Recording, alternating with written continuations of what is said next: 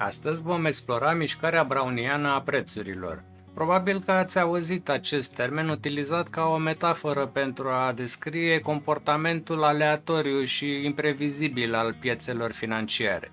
Dar ce se ascunde cu adevărat în spatele acestei expresii? Mișcarea browniană se referă la mișcarea haotică a particulelor minuscule suspendate într-un mediu lichid cauzată de coliziunile constante cu moleculele lichidului înconjurător. Similar cu particulele browniene, prețurile acțiunilor, obligațiunilor și al altor instrumente financiare pot prezenta o mișcare aparent aleatorie și imprevizibilă pe termen scurt. Haideți mai întâi să vedem cum se prezintă astăzi piețele și revenim. Vă salut! Pentru cei care nu mă cunosc, sunt Cătălin Iamandi și mă ocup cu grafică și investiții. Fac acum o scurtă analiză valabilă pe 9 mai 2024, înaintea deschiderii pieței de capital din America. Rata dobânzii de referință rămâne deocamdată neschimbată în SUA 5,5%, în zona euro 4,5% și în România 7%. Pe harta din spatele meu se pot vedea ratele dobânzilor pe tot globul. Cu cât albastru este mai închis, cu atât este mai mare rata dobânzii în acea zonă. Bangladesh e singurul care a mărit rata de politică monetară până acum în mai. Restul țărilor au scăzut sau au menținut rata de referință. Sentimentul pieței era aseară 58% bullish. Piața financiară în SUA, raportată la media pe 200 de zile, este poziționată deasupra mediei 66% și sub medie în proporție de 34%. Așa se prezintă calendarul economic până acum în această săptămână. Ieri a avut loc licitația obligațiunilor guvernamentale SUA cu termen la 10 ani. Vedem aici toate companiile listate pe piața SUA. Sunt grupate pe sectoare de activitate. Mărimea reprezintă capitalizarea companiei și culoarea reprezintă evoluția companiei în ultima zi. Indicele FTSE VIX a revenit în canalul de volatilitate redusă aproape de valoarea 13. Indexul Fear and Greed este la 39, o valoare ce indică frică în piețele din America. Indexul Standard & Poor's 500, ca și indexul tehnologiei Nasdaq și indexul Dow Jones Industrial Average au avut niște zile de creșteri în care chiar au deschis cu gap ascendent, ca și indexul companiilor mici Russell 2000. Fed scade puțin masa monetară aproape în fiecare săptămână și menține rata dobânzii de referință la același nivel destul de ridicat, adică regimul rămâne quantitative tightening. Includ în analiză și graficul BET pentru a observa piața acțiunilor din România, care este în apropierea maximului istoric. Aș vrea să vă cunosc mai bine. Cât timp rulează intro, vă rog să-mi lăsați un comentariu. Din ce localitate urmăriți acest episod?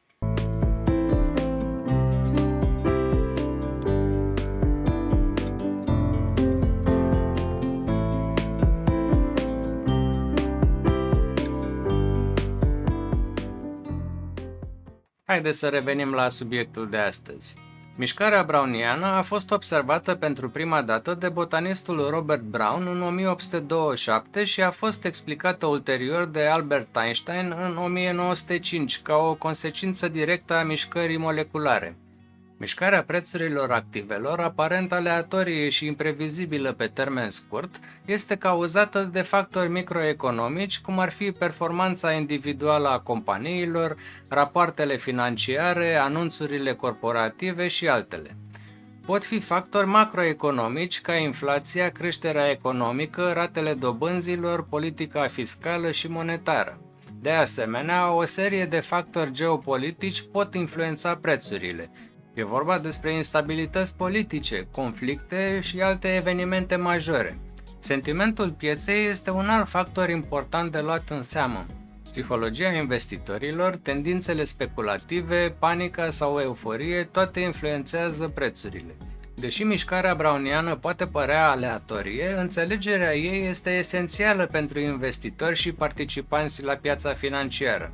Volatilitatea pieței este un factor important de luat în considerare atunci când se ia o decizie de investiție. Cunoașterea mișcării browniene ne ajută să evaluăm riscul asociat cu diferite investiții.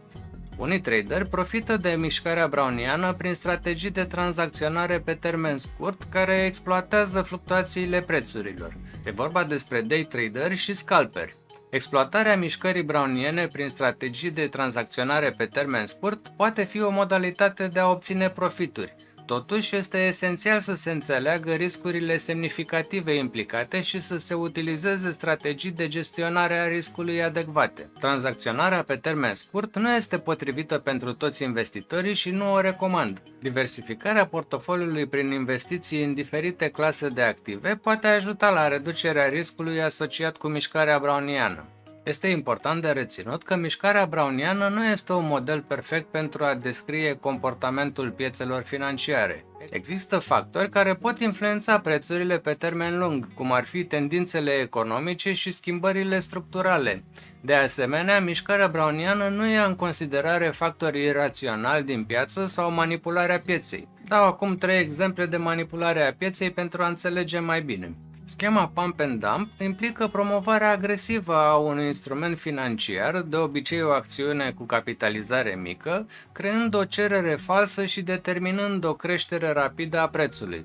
Odată ce prețul ajunge la un nivel ridicat, manipulatorii își vând rapid acțiunile, profitând de creșterea artificială a prețului, în timp ce investitorii neinformați rămân cu pierderi semnificative. Negocierea internă e altă formă de manipulare a pieței. Ea implică utilizarea informațiilor confidențiale nedisponibile publicului pentru a obține un avantaj nejustificat pe piață. Persoanele care au acces la informații confidențiale, cum ar fi angajații unei companii, directorii sau oficiali guvernamentali, pot utiliza aceste informații pentru a cumpăra sau a vinde acțiunile companiei respective înainte ca informația să devină publică. Manipularea pieței mai este făcută și prin algoritmi. Asta implică utilizarea de programe pe calculator sofisticate pentru a plasa ordinele de tranzacționare automate care pot influența artificial prețurile.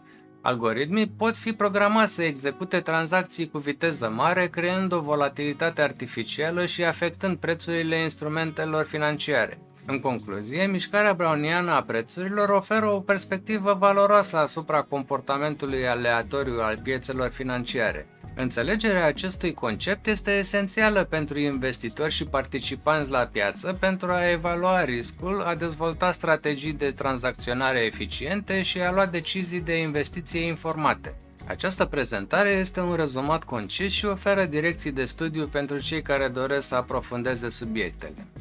Voi continua să postez 2 videouri pe săptămână pe care vă invit călduros să le vedeți pentru a înțelege mai bine domeniul economic. Ca de obicei, mulțumesc frumos membrilor și vă rog să vă abonați dacă nu ați făcut-o deja pentru a nu pierde videoclipurile viitoare. Apăsați butonul de like dacă apreciați munca mea și trimiteți acest videoclip persoanelor care ar putea fi interesate să se dezvolte personal și financiar. Activați clopoțelul pentru a fi notificați atunci când postez un episod nou. Dacă doriți, puteți să-mi lăsați adresa noastră de mail pentru a primi update-uri. Linkul este în descriere. Sau puteți scana acest cod QR care apare pe ecran. Toate materialele de pe acest canal au capitole și puteți sări peste analiza pieței dacă nu mai este de actualitate. În continuare, vă invit să vedeți acest episod despre teoria speculației.